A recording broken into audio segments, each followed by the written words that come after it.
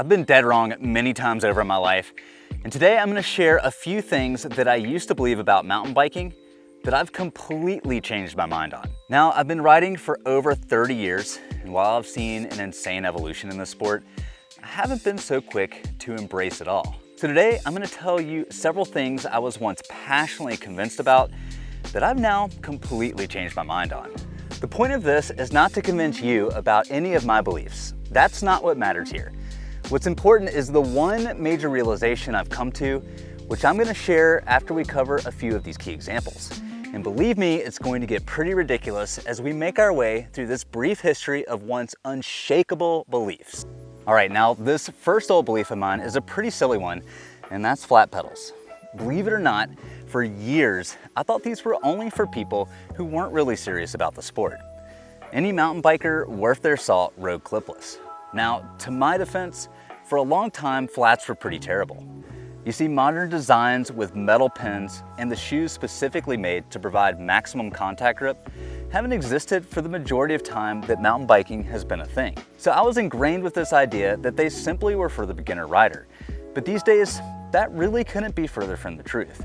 I learned the hard way on this one, and my steadfast belief caused me to push my point of view on my wife, Allie, when she first got started with mountain biking. This almost caused her to not get into the sport that she not only loves, but truly excels at.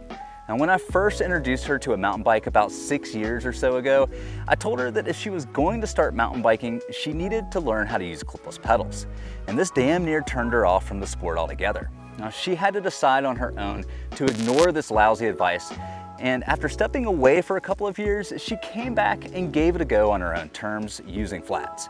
I'm really grateful that she did, because not only is she a natural, but this was the first domino that fell in showing me just how wrong I was. And in fact, these days, I now have my own flat pedals that I use to sharpen my skills and teach lessons with. I now see them as being an essential in learning proper technique for things like wheel lifts, bunny hops, and jumping. And you can actually create some bad habits with clipless designs, so now I encourage everyone to start off on flats. This next one is another just insane thing to think back on, but for years, I swore off dropper post. Now, this is another example where something new came into the sport, and at first, it was kind of terrible. They were heavy, clunky, and notoriously prone to breaking. There were plenty of reasons to stay away from them in the early days, but even long into their shift to becoming a pretty reliable and essential tool for tackling challenging terrain more safely, I still clung to my old ways and proudly hung my butt off the back of the bike with my saddle square at my stomach, just waiting to gut punch me if I took a bad line. Now, it wasn't until I purchased a bike where I didn't have the option of getting it with a standard seat post that I actually gave it a try, and you'll never believe this, but my entire world changed. I know, crazy, right? But seriously, it took brute force for me to finally come into the 21st century. And boy, am I glad I finally made it here with the rest of you. Okay, so this one is much more recent, and this is where my final realization becomes a bit more clear, because it's not so cut and dry.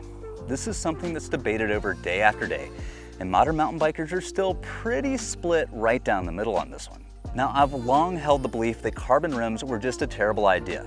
I saw them as being reserved for people who were only concerned about weight and probably not doing any sort of racing outside of cross country.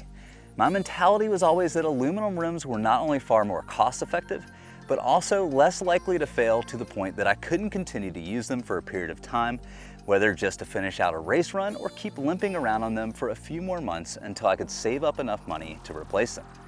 For a while, that held true, but as bikes have become more and more capable over the years, I've started pushing my limits on big features and technical terrain more and more. And at a certain point, I was getting a bit stressed out by increasing failures that required replacement. Now, this was even after running high tire pressures and inserts. And my friends that were running carbon rims weren't having these regular failures, so I finally dipped my toes in the water. Now, rims like these SpokeX SX310s aren't made to be the lightest, but rather built for durability while being reasonable in weight. They're covered under warranty if I do break them while riding, and all it takes is 1 or 2 more broken aluminum rims, and I've spent the same amount or more by the time I cover the cost of replacement. So for me, they make a lot of sense, and I'm really happy I made the switch here. And this is really the fastest shift in which one of my long-held beliefs has been pushed aside for a new way of thinking. And it's what brings me to that realization I mentioned in the beginning of the video, that's made the sport more enjoyable than ever. You see, more often than not, my preconceived notions, beliefs, and opinions really only serve to limit my enjoyment and growth in the sport. Now, our world is constantly changing, and I'll admit I'm not always excited about it. But I am realizing more and more the importance of giving things a bit of a chance before making up my mind about them. Now, maybe you still hate droppers and swear off flats, and you know what, that's totally cool. But if we can allow ourselves a little more wiggle room to change our minds about some of our fast held beliefs, we might just find something that makes the sport more enjoyable than ever. Now, this doesn't just apply to our ways of viewing our equipment, but also to our technical skills and even bike setup. In fact, in this video here, I talk about one of the most common mistakes many of us make when setting up our suspension, and it's a great video to watch if you haven't already.